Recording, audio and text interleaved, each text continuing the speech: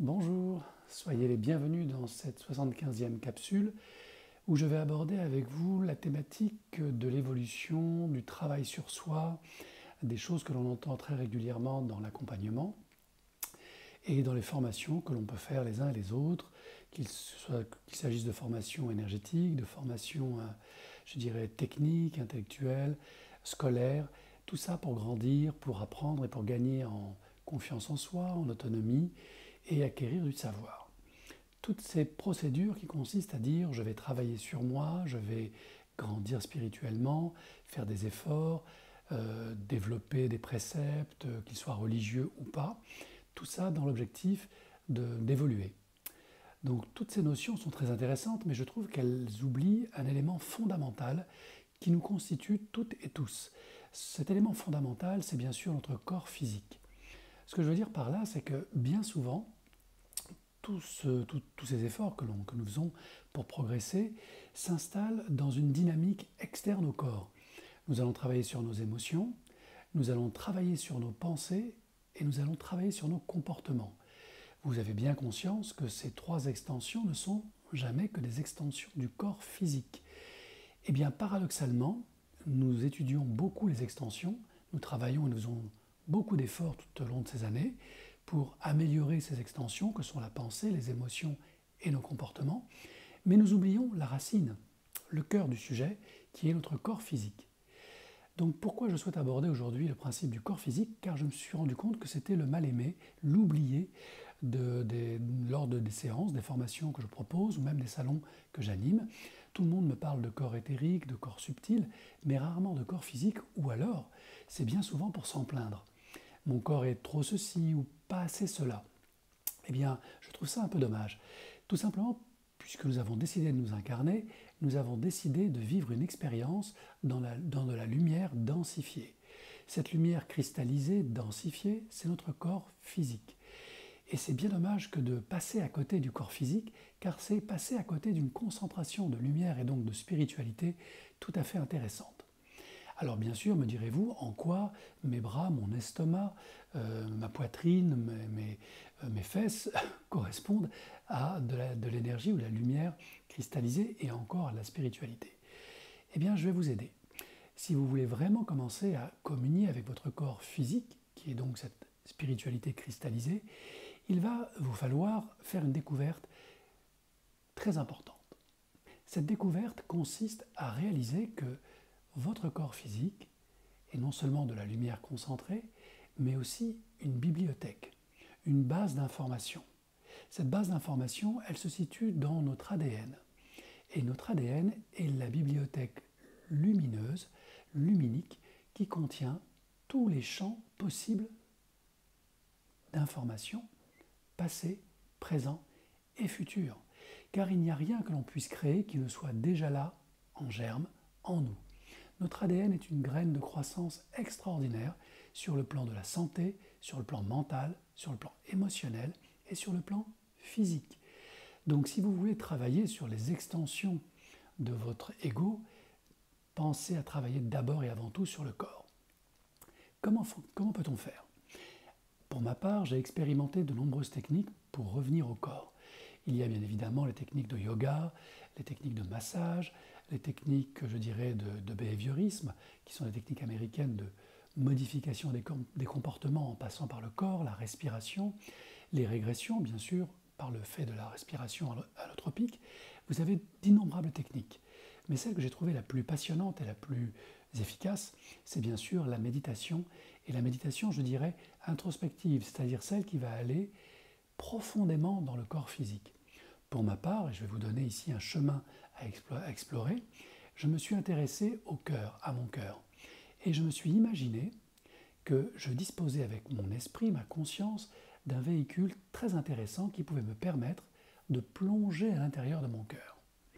Mon cœur est comme un océan où il y a des îles, où il règne un climat très différent, des tempêtes, des périodes ensoleillées, des périodes de calme et des périodes très douloureuses.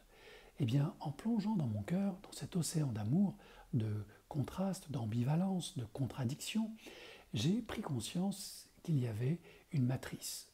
À l'intérieur de cette matrice, j'ai découvert la structure des cellules de mon cœur. En plongeant à l'intérieur d'une des cellules de mon cœur, j'ai découvert le noyau de la cellule. Et en plongeant à l'intérieur du noyau de la cellule, j'ai découvert un chromosome. Ce chromosome n'est ni plus ni moins que la concentration des brins d'ADN qui constituent le cœur palpitant, agissant de la cellule de mon cœur. Ce chromosome est très intéressant. XX pour les hommes, XY pour les femmes, ou l'inverse, je ne sais plus. Mais ce qui est important, c'est que ce chromosome définit non seulement la gaine qui protège notre histoire, mais, plus important encore, notre chromosome définit notre longévité. Notre longévité et notre longévité en bonne santé. Comment faire pour améliorer sa santé, sa longévité et prendre conscience que nous sommes un être qui n'est pas voué à évoluer, grandir ou progresser, mais bien un être qui est déjà évolué, qui a déjà grandi et qui, quelque part, a juste perdu sa mémoire. Notre ADN contient toutes nos mémoires. Pour certains, nos vies antérieures, ou en tout cas les traces, les enseignements de nos vies antérieures. Et c'est assez logique sur un plan biologique et physiologique. Notre ADN a plus de 4 milliards d'années d'évolution derrière elle. Donc elle est bien le réservoir, le réceptacle de cette mémoire évolutive. Que peut-on créer aujourd'hui qui n'a déjà été créé il y a 4 milliards d'années? Pas grand-chose, me direz-vous.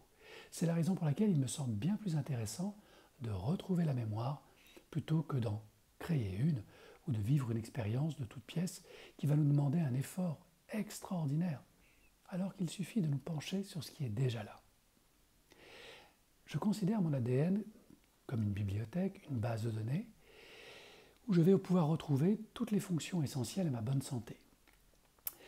Toutes les fonctions essentielles à ma capacité à intuiter, c'est-à-dire à canaliser de l'information qui est déjà là, mais dont j'ai perdu trace. Pour ce faire, bien sûr, il va me falloir couper, je dirais, le bruit, le fond mental, le fond des pensées, le fond des émotions. Et le meilleur moyen d'y arriver, c'est bien évidemment de pénétrer dans mon cœur, dans ma sérénité profonde, dans ce calme intérieur où je peux enfin entrer en relation avec mon propre ADN. Ce brin d'ADN, il est quelque part quantique, c'est-à-dire qu'il est dynamique. Il est tout le champ des possibles que je peux découvrir en moi et dans l'univers tout entier. Lorsque mon corps se développe, mes pensées, mes émotions, mes comportements, eh bien, mon ADN permet à certains gènes de réagir, de s'adapter et donc de communiquer avec le monde réel. Mon génome, mon ADN ne change pas fondamentalement. Par contre, l'expression de certains gènes se modifie en permanence. Donc ça veut dire quoi? Ça veut dire qu'avec cette capacité de l'esprit à entrer en contact avec mon ADN, je peux interférer avec l'expression de mes gènes. Ça vous paraît étonnant? Et pourtant, c'est ce que les scientifiques ont découvert. Par la méditation, par la concentration, par un travail assidu, on peut arriver à modifier l'expression de ces gènes.